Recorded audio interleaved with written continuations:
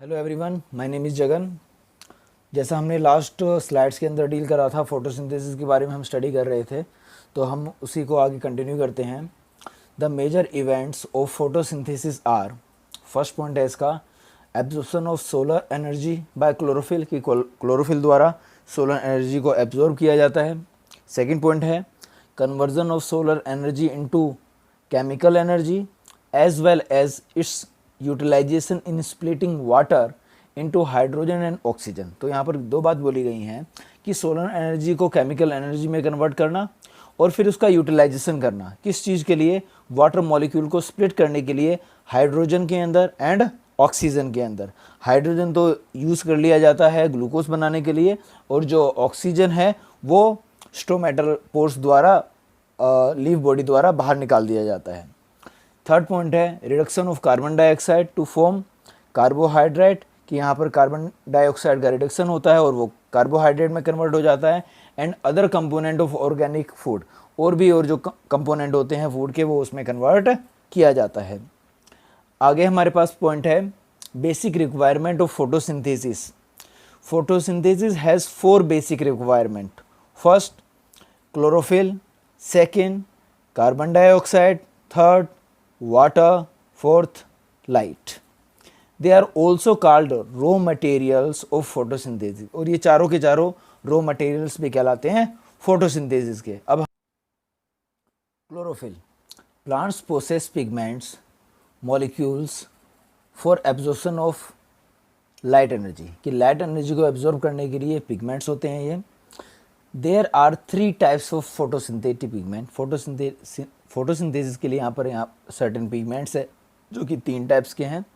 First है green chlorophylls, second है orange coloured carotenes, third है येलोइस ज़ैंथोफिल्स। ओके, फिर हमारे पास आता है जो कैरोटीन्स एंड ज़ैंथोफिल्स होते हैं आर कलेक्टिवली कॉल्ड कैरोटिनॉइड्स। इनको मिलाकर क्या बोला जाता है? कैरोटिनॉइड्स भी बोला जाता है। फिर इसने वर्डिंग अवेलेबल कराई क्लोरोफिल ए, यहाँ पर एक स्पेसिफिक है, chlorophyll A is called primary photosynthetic pigment, कि उसको हम क्या बोलते हैं? प्राइमरी फोटोसिंथेटिक ये पिगमेंट होता है। As it takes part in conversion of light energy into chemical energy, क्योंकि ये किसमें पार्ट लेता है?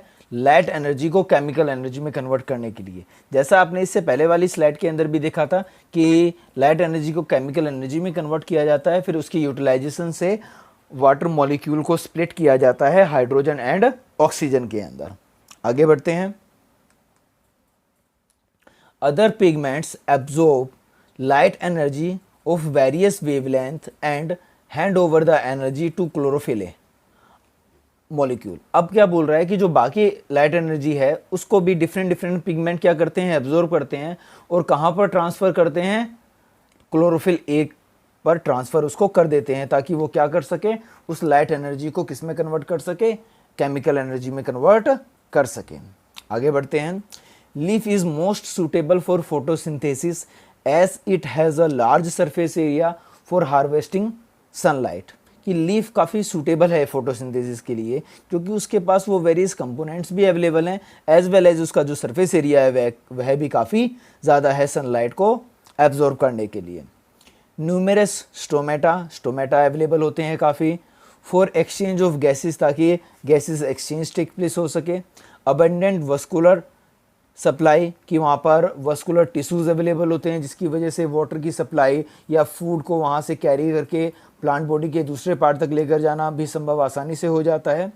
For bringing in water and taking out manufactured food material, यही बोला गया कि वहाँ पर वाटर पहुँचाने का काम करता है vascular bundle, as well as वहाँ से फूड को कैरी करता है और प्लांट बॉडी के डिफरेंट पार्ट्स तक लेके जाता है, जहाँ पर भी उसकी रिक्वायरमेंट होती है।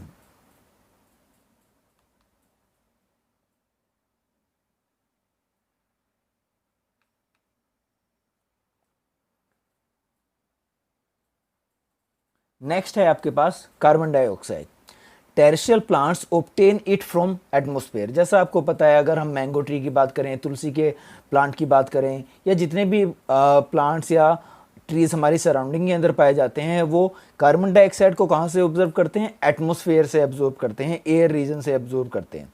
While aquatic plants absorb the same from water, लेकिन वहीं पर जो एक्वाटिक प्लांट होते हैं वो कार्बन डाइऑक्साइड को कहाँ से एब्जॉर्ब करते हैं, वाटर से एब्जॉर्ब करते हैं। Atmosphere contains over 0.038% carbon dioxide, कि एटमॉस्फेयर में नियर अबाउट इतनी कार्बन डाइऑक्साइड है जो एक लेवल तक सफिशिएंट है प्लांट बॉडीज के लिए। इट एंटर्स द लीव्स के अंदर एंट्री होती है कार्बन डाइऑक्साइड की थ्रू स्टोमेटा की हेल्प से।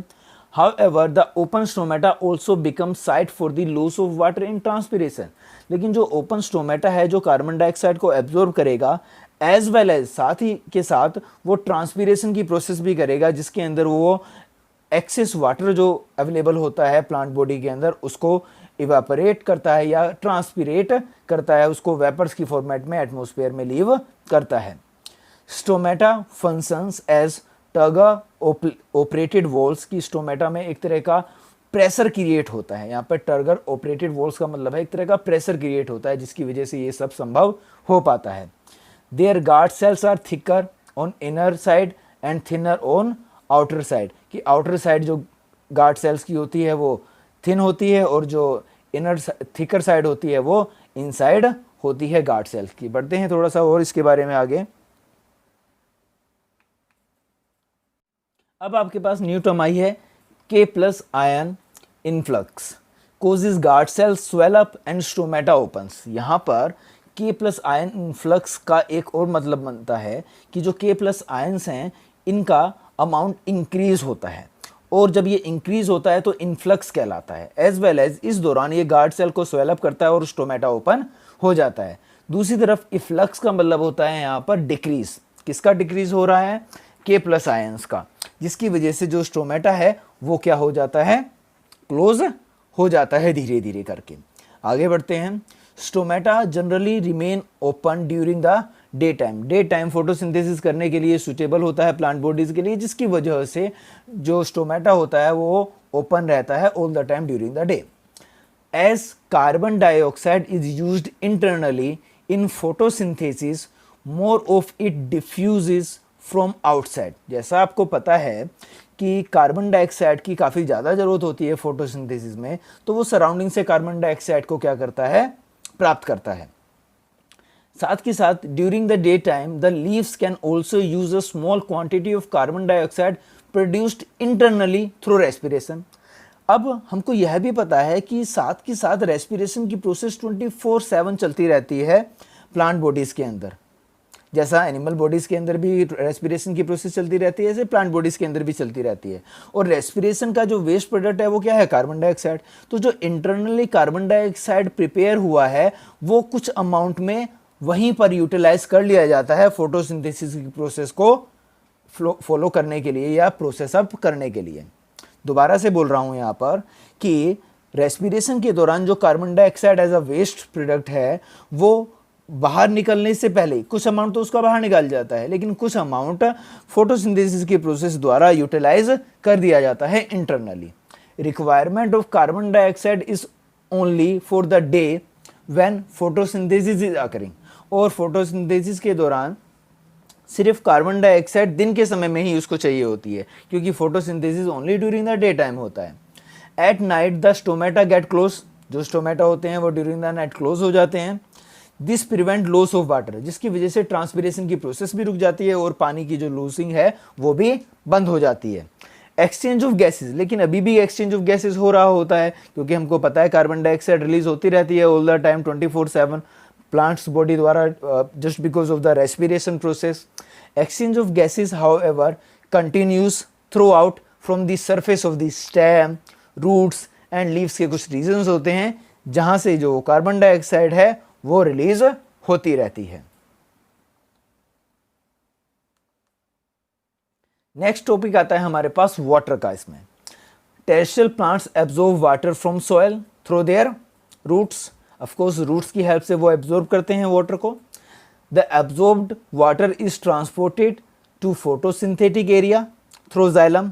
जाइलम और फोइलम हम पढ़कर आ चुके हैं, वस्कुलर बंडल्स होते हैं। जो जाइलम होता है वो वाटर को कंडक्ट करने का काम करता है, ट्रांसपोर्ट करने का काम करता है, और कहाँ तक लेकर जाता है उसको, जहाँ पर फोटोसिंथेसिस की प्रोसेस अकरिंग होती है वहाँ तक वाटर को लेकर जाता है जाइलम टिश्यू।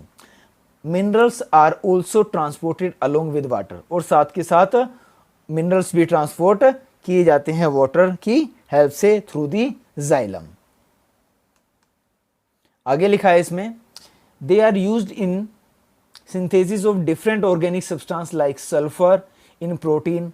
किस किस तरह की और यूटिलाइजेशन होती है वाटर की हेल्प से, कि सल्फर जो प्रोटीन बनाने में मदद करता है, फॉस्फोरस जो न्यूक्लिक एसिड बनाने में मदद करता है, मैग्नीशियम जो क्लोरोफिल की मैन्युफैक्चरिंग में यानी मदद करता है, etcetera. 99% of absorbed water is lost through transpiration. लेकिन फिर भी ये बोल रहा है कि जो 99% वाटर होता है वो लॉस कर दिया जाता है ट्रांसपिरेशन की प्रोसेस से। Only a small quantity of water is used in photosynthesis, और फोटोसिंथेसिस के दौरान एज अ हाइड्रोजन डोनर, कि हाइड्रोजन वो अवेलेबल करा सके। कौन? वाटर हाइड्रोजन अवेलेबल करा सके। मैंने अभी आपको थोड़ी देर पहले बताया था कि जब सनलाइट कन्वर्ट होती है केमिकल एनर्जी में तो वो वाटर को ब्रेक डाउन करती है हाइड्रोजन में और ऑक्सीजन में। ऑक्सीजन तो स्टोमेटल पोर्स द्वारा रिलीज कर दिया जाता है फोटोसिंथेसिस के वेस्ट प्रोडक्ट में, और वहीं पर जो हाइड्रोजन है वो यूटिलाइज कर लिया जाता है किस चीज़ के लिए? स्टार्च या ग्लूकोज या कार्बोहाइड्रेट या अनदर ऑर्गेनिक फूड बनाने के लिए। For this water splits into its components with the help of light energy. अभी आपको बताया गया the phenomena is called photolysis of water. और जब लाइट एनर्जी के हेल्प से, जो लाइट एनर्जी है वो केमिकल में कन्वर्ट होती है, और उसकी हेल्प से जब H2O यानी कि वाटर मॉलिक्यूल ब्रेक डाउन होता है हाइड्रोजन और ऑक्सीजन में, तो हम उसको क्या बोलते हैं? फोटोलिसिस ऑफ वाटर बोलते हैं। एंड ऑक्सीजन इज इवॉल्व, और यहां से हमको क्या प्राप्त होती है? ऑक्सीजन प्राप्त होती है। अब हमारे पास इसमें लास्ट पॉइंट आता है जो फोटोसिंथेसिस के मेन रिक्वायरमेंट्स थे, उसमें light. It is the source of energy for photosynthesis. Of course अगर ये लाइट एनर्जी नहीं जाएगी तो वो केमिकल में कन्वर्ट नहीं होगी और स्प्लिटिंग नहीं हो पाएगा वाटर मॉलिक्यूल का। Light is visible part of electromagnetic radiations होती हैं, जिसमें जो वो लाइट वो विजिबल होती है। इट हैज़ अ वेवलेंथ, और जो उसकी वेवलेंथ होती है वो 390 से 760 नैनोमीटर में कंसीडर करी जाती है। लेकिन जो फोटोसिंथेटिकली एक्टिव रेडिएशंस होती हैं, जिसको हम PAR भी बोलते हैं, photosynthetically active radiations are PAR, इनकी जो रेंज होती है ये 400 से लेकर 700 नैनोमीटर होती है। अगर आप नोटिस करेंगे तो जो ऊपर रेंज दे रखी है वेवलेंथ की 390 से 760, तो वो इस 400 से 700 की रेंज को कवर करती है। Natural source of light is sun, but artificial light can also provide energy to plants for their photosynthesis. लेकिन नेचुरल लाइट के साथ साथ जो आर्टिफिशियल लाइट होती है वो भी फोटोसिंथेसिस के लिए कैपेबल होती है, वो भी फोटोसिंथेसिस आसानी से करा सकती है।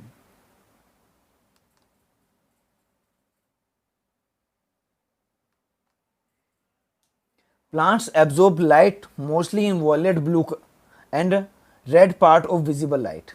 जनरली जो प्लांट्स होते हैं वो किस तरह की लाइट को एब्जॉर्ब करते हैं? या तो वॉयलेट ब्लू या रेड पार्ट को। अब यहाँ पर रेड पार्ट की वेवलेंथ सबसे ज़्यादा है और जो वॉयलेट है उसकी वेवलेंथ सबसे कम है।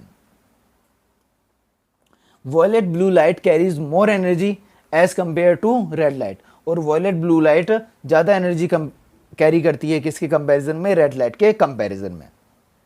लाइट हैज़ टू फंक्शन, यहाँ पर लाइट के दो फंक्शंस हैं। पहला photolysis of water. Photolysis of water क्या बताया गया था आपको? दैट वाटर मॉलिक्यूल्स का स्प्लिट अप करना किसमें? हाइड्रोजन एंड ऑक्सीजन में। हाइड्रोजन तो यूटिलाइज किया जाता है कार्बोहाइड्रेट, ग्लूकोज, स्टार्च बनाने में, और oxygen of course as a waste product of the photosynthesis release कर दिया जाता है स्टोमेटा द्वारा। दूसरा पॉइंट बोल रहा है excitation of the chlorophyll to emit electrons, और यहाँ पर क्लोरोफिल की फंक्शनिंग की बात की गई है कि वो इलेक्ट्रॉन्स को एमिट करता है, इलेक्ट्रॉन्स को रिलीज करता है। Photolysis of water produce oxygen, अभी बताया गया आपको। प्रोटॉन्स एंड इलेक्ट्रॉन्स, ये तीनों चीज़ें रिलीज करता है, बनाता है। इलेक्ट्रॉन्स और जो प्रोटॉन्स हैं, इलेक्ट्रॉन एंड प्रोटॉन्स जो कि हाइड्रोजन आयंस हैं, हेल्प इन प्रोड्यूसिंग, वो किस में हेल्प करते हैं, एटीपी एडिनोसाइन ट्राइफॉस्फेट बनाने में, और NADPH2 जो क्या कहलाता है, एसिमिलेटरी पावर मॉलिक्यूल भी कहलाता है। इसको प्रिपेयर करने में मदद करती है सनलाइट। आगे हम पढ़ेंगे नेक्स्ट फ्यू टॉपिक्स जो इस चैप्टर के अंदर काफ़ी इंपॉर्टेंट हैं।